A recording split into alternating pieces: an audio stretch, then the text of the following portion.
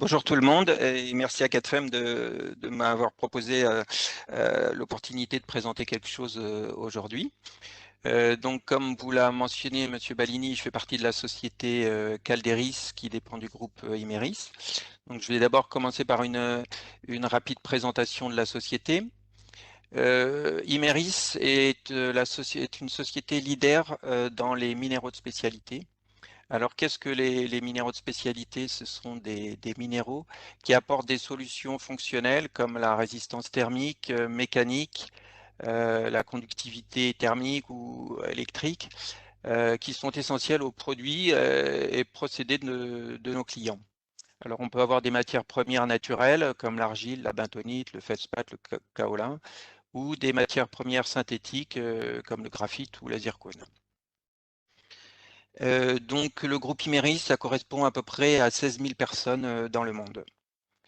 Au niveau de l'organisation, on a une organisation par marché avec deux segments principaux. Donc le premier s'intitule Minéraux de performance avec 3 sous-segments géographiques.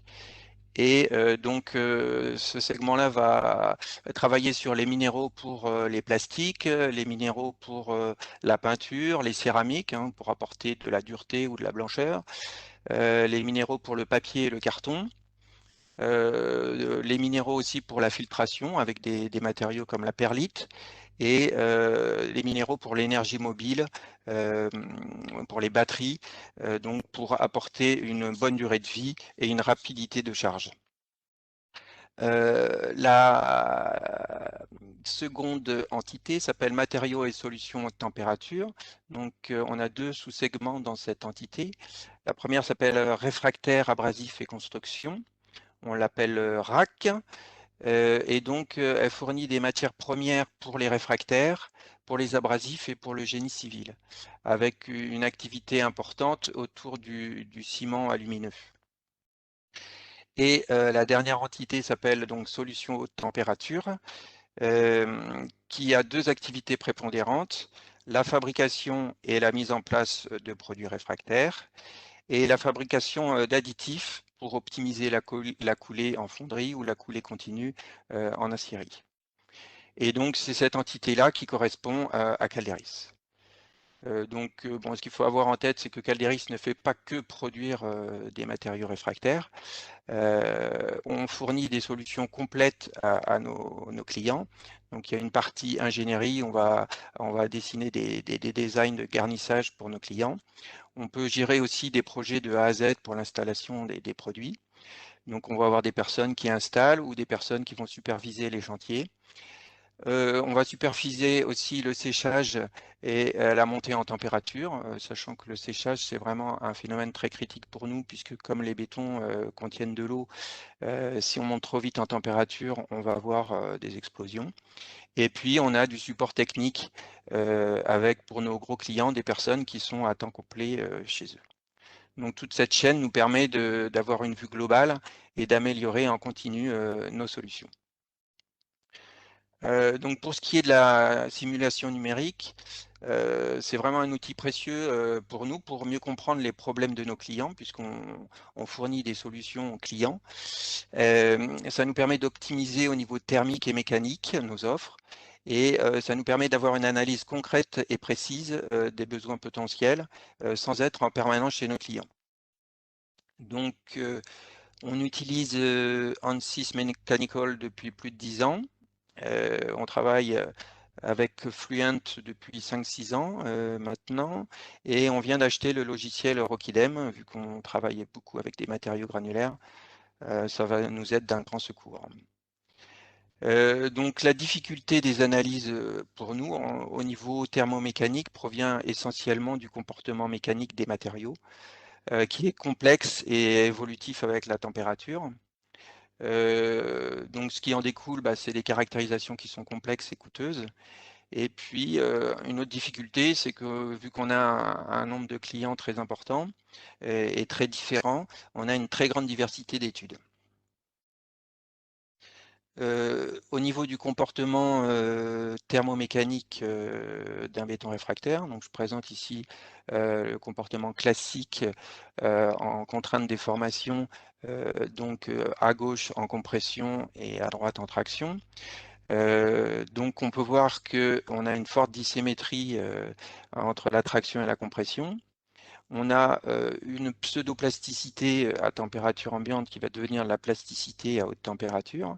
Et puis on a aussi des phénomènes d'endommagement, donc des lois matériaux compliquées. Et tout ça découle directement de la microstructure de nos matériaux, qui sont très hétérogènes, comme on peut le voir sur cette photo, avec par exemple ici l'apparition d'une fissure entre un grain et la matrice. Donc pour ce qui est de la caractérisation à haute température, on fait en général de la flexion 3 points parce que c'est plus simple pour nous que de la traction, et de la compression. Donc on fait des caractérisations de la température ambiante jusqu'à 1500-1600 degrés. Et donc là, par exemple, sur cet exemple, on voit bien l'évolution de la plasticité qui apparaît. Et donc on va remonter aux caractéristiques en traction en simulant les essais de flexion par méthode inverse. Donc on est obligé aussi de caractériser l'endommagement post-pic avec des éprouvettes entaillées sur des tests de type wedge splitting test. Donc on va utiliser des lois matériaux de type cast iron plasticity. Donc ça c'était la première qu'on avait utilisée mais qui ne tient pas compte de l'endommagement. Et puis on travaille maintenant plus sur des lois type Drucker-Prager concrètes. Donc après, on a d'autres problèmes. On a des problèmes de dilatation. On voit ici sur la courbe à gauche que la dilatation n'est pas constante. Et à haute température, on a un phénomène de frittage qui va engendrer un retrait important, en général lors de la première montée en température. Sur la droite, on voit ce qui peut expliquer l'endommagement qui peut apparaître dans nos bétons. Donc en rouge, on a une courbe de dilatation d'un béton et en bleu, la courbe de dilatation de sa matrice. Et on voit que la matrice a un retrait beaucoup plus important que le béton lui-même, ce qui va engendrer l'apparition de fissures dès qu'on monte un peu en température. Et puis une autre difficulté, c'est qu'à haute température, on a du fluage. On a des fours qui travaillent très longtemps et donc le fluage est à prendre en compte pour certains de nos calculs. Donc je vais vous présenter maintenant le premier exemple qui est un exemple thermomécanique. C'est une pièce préfabriquée utilisée dans les voûtes de fours de réchauffage. Donc comme on peut le voir ici, elle est constituée de différents éléments. Donc on a d'abord le béton dense. Après, au-dessus, on a un béton isolant, une encre céramique et puis en dessous, un petit morceau de fibre céramique. Donc le paramètre clé, ça va être l'épaisseur entre l'encre céramique et le béton dense pour empêcher l'apparition de contraintes liées à la différence de dilatation. Donc là, on a l'aspect réel de la pièce préfabriquée, sortie usine sur la gauche, et puis une fois installée sur le site. Donc on voit que la pièce est maintenue par une espèce d'encre métallique, d'agrafe métallique, et donc on comprend l'importance qu'il n'y ait pas d'apparition de fissures pendant l'utilisation, parce que c'est des pièces qui peuvent faire jusqu'à 500 kg, donc si ça tombe, ça va dégrader fortement le four et ça peut être aussi très dangereux. Donc on a commencé par des calculs en utilisant des lois linéaires élastiques. À température ambiante, il n'y a pas de souci. On est à un niveau de contrainte qui est relativement bas et il n'y a pas de problème. Donc là, les calculs étaient faits avec un gap de 0,2 mm entre l'encre et le béton dense. Par contre, dès qu'on travaille à haute température, donc la phase chaude là est soumise à une température de l'ordre de 1400 degrés, 1450 degrés. On a des niveaux de contraintes qui ne sont pas du tout réalistes en utilisant des lois linéaires élastiques. Et donc en travaillant avec des lois plus précises comme on a vu tout à l'heure, donc par exemple ici la loi Castellan de plasticity, et un gap de 0,2 mm, on voit qu'on a juste contact entre l'encre céramique et le béton dense. Et on voit vraiment ce qui se passe grâce à cette loi Cast-Iron. Et donc, bien évidemment, si on joue sur la taille du gap, si on le diminue, eh ben, on voit que la contrainte augmente. Et on peut facilement définir l'évolution des contraintes en fonction de l'épaisseur du gap. Et donc là, ben, un gap de 0,2 mm était vraiment nécessaire pour ne pas avoir de soucis. Et donc là, on voit tout de suite que l'utilisation d'une loi mécanique plus réaliste est vraiment nécessaire pour comprendre ce qui se passe. Le deuxième exemple, c'est un exemple fluidique pour optimiser le flux d'acier liquide dans un répartiteur. Alors déjà, qu'est-ce qu'un répartiteur? Donc je vous ai mis sur la gauche le synoptique de fabrication de l'acier. Donc on part du haut fourneau. On va sortir du haut fourneau de la fonte. Et puis cette fonte va être affinée petit à petit en passant par des convertisseurs, des poches à acier et différents accessoires pour arriver jusqu'à la coulée continue. Et donc juste en amont de la coulée continue, on a le répartiteur. Voilà, donc le répartiteur, il est présenté ici. Il est rempli à partir d'une poche acier via une busette. Et le rôle du répartiteur est aussi de continuer à faire l'affinage. Et on cherche à ce que l'acier reste le plus longtemps possible dans le répartiteur, avec si possible une circulation importante dans le répartiteur. Donc on voit en dessous une photo d'un répartiteur, donc on voit que ce sont des accessoires de plusieurs mètres de long sur une largeur de 1,50 m, 2 mètres. Bon, ce qu'il faut savoir, c'est qu'il n'y a jamais la même géométrie, même chez un même client. Le but de l'étude, c'est d'optimiser les accessoires. Donc là, on a différents types d'accessoires. Par exemple, là, on voit le barrage. Donc c'est ce qui est présenté ici dans le répartiteur. On a aussi des dalles d'impact. Alors là, elle n'est pas présentée sur le graphe, mais elle est située juste en dessous de l'arrivée de l'acier liquide. Et donc, ben, vous avez compris que le but de l'étude, c'est d'optimiser le design de ces accessoires et leur positionnement dans le Tundish pour optimiser le traitement de l'acier liquide dans le répartiteur. Donc voilà, on a un exemple de garnissage sur lequel on a fait des calculs. Donc on voit déjà que le garnissage n'est pas fait que d'un seul matériau. On a en général un matériau isolant en contact carcasse métallique. Après, on a un matériau permanent, en général un béton. Et par au-dessus, un matériau d'usure qui, comme son nom l'indique, va disparaître progressivement et va être remplacé assez facilement. Donc pour les calculs, on est parti sur des calculs stationnaires, une phase. On utilise le modèle énergie puisque le champ thermique au sein du garnissage est important pour nous. Pour ce qui est du modèle visqueux, on utilise le modèle KY et on utilise aussi le modèle DPM pour avoir une idée du temps que mettent les particules pour traverser le répartiteur. Donc, les paramètres qu'on va suivre, c'est la température de l'acier liquide. Bon, ce qui est important, c'est qu'il ne faut pas que la température de l'acier diminue trop dans le répartiteur. Donc, on va regarder aussi la température moyenne au trou de sortie. On va regarder la température de la carcasse métallique, parce qu'il ne faut pas dépasser certaines valeurs de température. Les autres paramètres qu'on va suivre sont plus liés à la vitesse de circulation de l'acier liquide dans le répartiteur.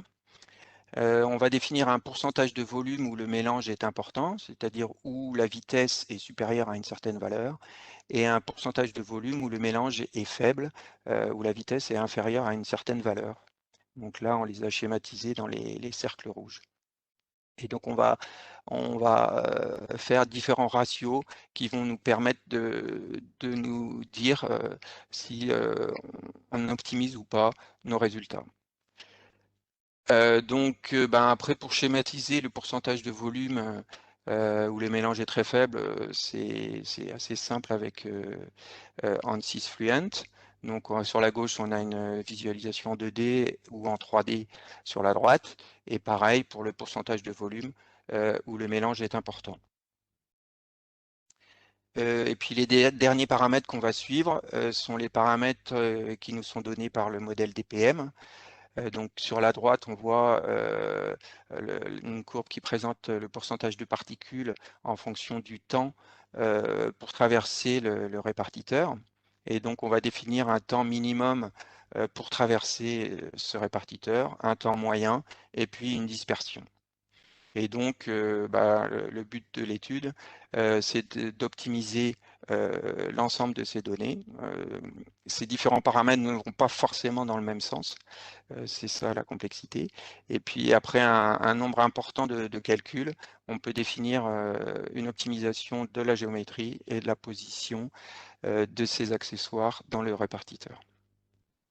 Voilà, j'ai terminé. S'il y a des questions.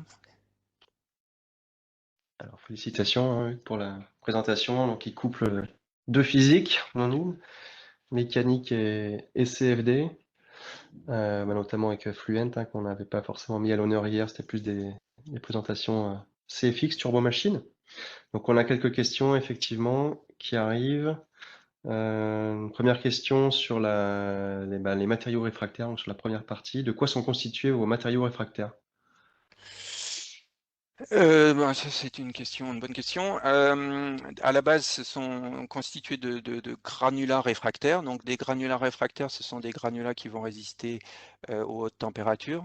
Donc, en général, ils ont déjà suivi un cycle de montée en température pour éviter des retraits trop importants. Après, au niveau de la matrice, on va utiliser déjà, il y a beaucoup de types de liants. Ça peut être des ciments hydrauliques. Dans ce cas-là, on utilise des ciments alumineux. Hein. Le premier, c'est le ciment fondu. Mais on peut monter en gamme jusqu'à des teneurs de 80% en alumine. Voilà. Et bon, après, ce qu'il faut avoir en tête, c'est qu'on a une gamme très importante de matières premières, donc une gamme très large aussi de produits. On a une gamme de presque 1500 produits. Voilà, on va jouer sur la chimie. On va avoir des matériaux acides qui vont résister à des laitiers plutôt acides, donc c'est des produits type silice. Des matériaux basiques qui vont résister à des laitiers basiques, donc ça va être les matériaux magnésie. Et puis dans le cas où on est dans des atmosphères réductrices, on va avoir des produits noirs. Voilà. Après, on joue aussi sur la densité de nos produits, avec des produits plus ou moins isolants. Par exemple, pour les produits à base d'alumine, pour les produits les plus denses, on va avoir des alumines tabulaires, et puis en baissant, on va avoir des bauxites, des chamottes, etc. Donc une gamme vraiment très large de matières premières. Ouais, c'est assez détaillé, effectivement, assez étendu. Concernant la partie modélisation, toujours sur la partie matériaux réfractaires, quel modèle utilisez-vous pour la modélisation du fluage? Alors au niveau du fluage, on n'a pas énormément travaillé. J'ai pas travaillé pour Calderis sur le fluage, mais pour une autre entreprise de Imerys, la partie Imerys céramique, où on a travaillé sur les ustensiles de cuisson, hein, qui sont en général des matériaux de mulite. Ce sont des matériaux qui travaillent plutôt en flexion. Donc on a utilisé un modèle relativement simple, c'est le modèle Norton. On a essayé de voir ce qui existait au niveau fluage en tenant compte justement de cette dissymétrie en traction-compression, mais là on a un peu des difficultés pour trouver un modèle qui nous satisfait. Donc pour l'instant on est sur un modèle relativement simple. Alors, très bien, on va rester sur les questions modélisation, questions de 4FEM cette fois-ci. On va vite, hein, parce qu'on a pas mal débordé sur le timing. Concernant les perspectives futures, est-ce que vous avez réfléchi à des modélisations de la fracture? On l'a brièvement évoqué tout à l'heure là dans la présentation. Oui, la fracture, bon, on a participé à un projet européen où justement ils ont travaillé avec des logiciels d'éléments discrets pour simuler la fracture. Donc peut-être qu'effectivement on pourrait envisager ça avec Rockidem. Et puis oui, enfin travailler plus sur l'endommagement.